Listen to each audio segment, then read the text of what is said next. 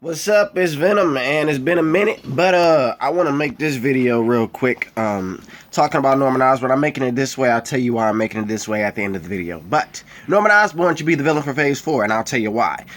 First, a lot of people, because I've said this on my channel a few times, people are always like, Venom, why would Norman Osborn be the villain for Phase 4 in the Marvel Cinematic Universe? I mean, wouldn't that be a step down? We'd just be getting done having this big purple Barney monster trying to destroy everybody. So well, then why would it be a human? Personally, I think this is the natural progression of the story. Think about it. We've had all of these things happen in this universe. Think about this planet, right? All of these things keep happening in terms of terrorists, right? Terrorism. But what if we had terrorism on a larger scale, right? Larger scale terrorism. We can even scale it back to not common day terrorism, but I hope you understand what I'm saying. Terrorism, right? So the reason why terrorism exists, or the reason why certain terrorist groups exist, is because they don't agree with the practices of another group or nation or country or whatever, right? So the argument could be made that if there was no other group, country, or whatever, that terrorist organization wouldn't exist. Think about that in terms of the universe or the world in which these superheroes live and thrive. You've had Loki, a god, come down, try to enslave the human race. Why? Because of, honestly, because of, it could be argued because of the existence of Thor, because of the existence of all of these other heroes, right? Thanos, because of the existence of that, right? You have all of these villains that exist, and it could be argued that their existence is only there because the heroes exist. And I think that Phase 4 should really tap upon this, because now in Phase 4, there's going to be a plethora amount of heroes, right? So with a plethora amount of heroes, there comes a plethora amount of villains. So the argument can be made that the reason why these villains exist and the reason why all these people are dying is because these heroes exist. And if these heroes actually wanted to save the world, then they would stop being heroes in the right of just putting on a mask and going outside and fighting crime, but instead joining a police force or a military or something of that sort, something that is with the law, something that is with society. That should be argued and should be something that people can talk about and actually agree with. And it's very interesting. You know, it could also play upon the Sokovia Accords thing and further that. Because, again, this is going to be after the fact that a purple monster has come down and tried to kill everyone, right?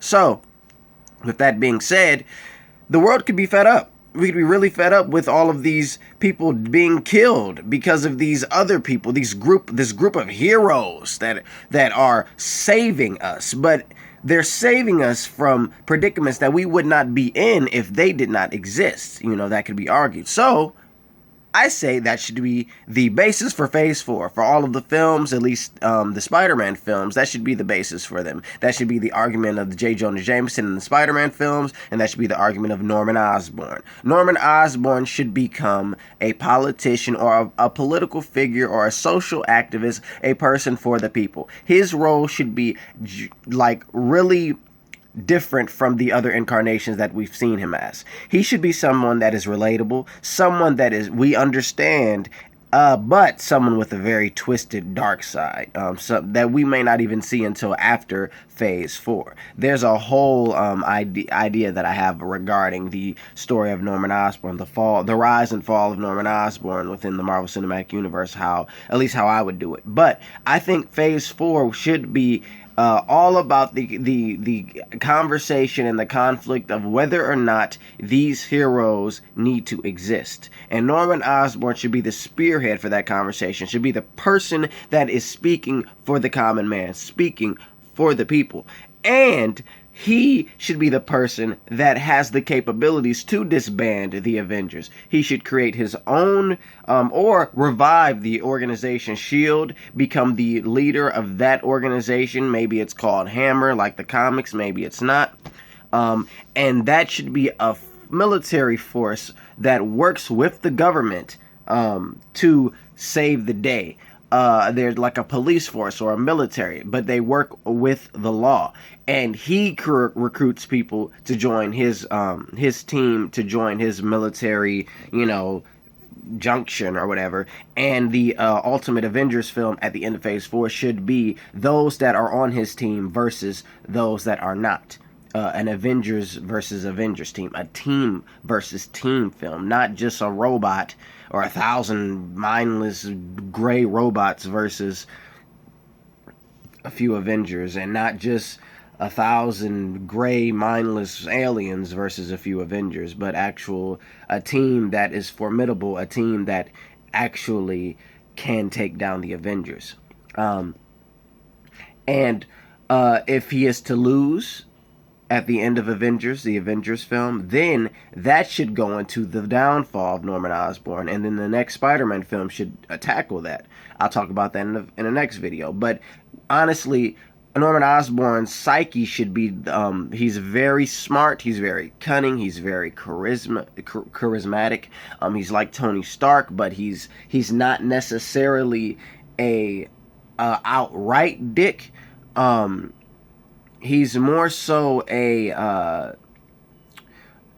very blunt, right? He should be very blunt. So Tony Stark is the type of person that would say, I'm better than you because I'm smarter than you. I mean, I just am. Norman Osborn doesn't have to say it. He when he does say it, he'll say, well, I mean, you're stupid.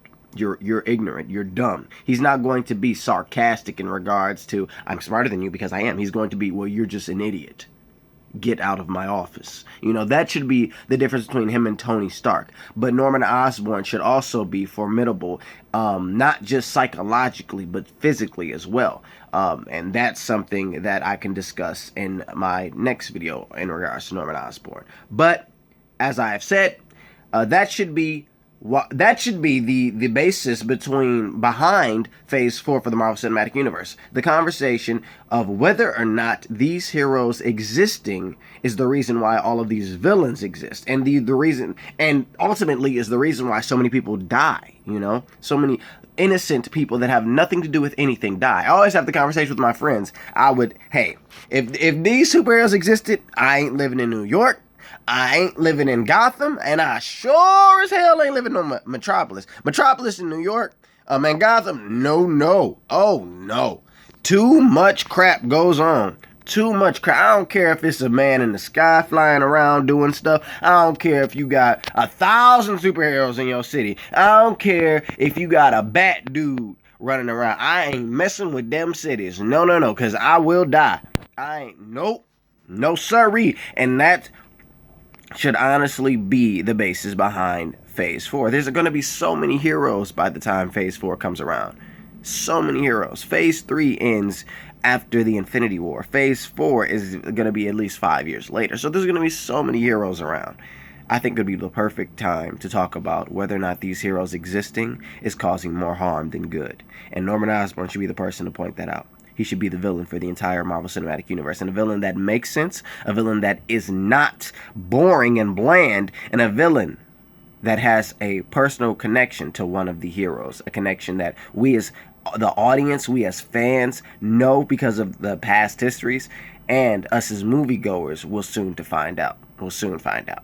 Yeah. So, what do you think about everything that I've said? Let's have a conversation in that comment section below. I'm filming like this because I don't have my SD card to my camera because I gave it to one of my employees. I'm a general manager of a radio station. We launched my radio station Thursday, and that's why I haven't been making videos, because I actually am a general manager of a radio station, and that's a lot of work, so I don't really have that much time. But I'm going to be making time because now that we've launched, I have a little bit more time, you know what I'm saying? But school's coming up. But there's going to be more videos.